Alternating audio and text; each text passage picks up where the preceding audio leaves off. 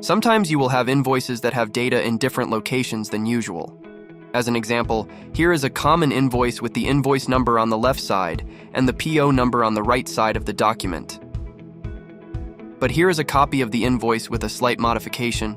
The invoice number is on the right and the PO number is on the left. With PF360 capture, the AI will learn automatically where to pick up the information. Let's see how that works. First, we will upload both documents onto the platform. You will see that regardless of where the information is, the AI will pick up the information automatically. Let's go to the dashboard into the To Be Reviewed tile. As you can see, the invoice number was picked up on the left and the PO number was picked up on the right, along with all the line items, quantity, description, and so on. Now, if we go back to the other invoice, the purchase order and invoice number are in different areas of the invoice. PF360 capture still picked up the information without human intervention.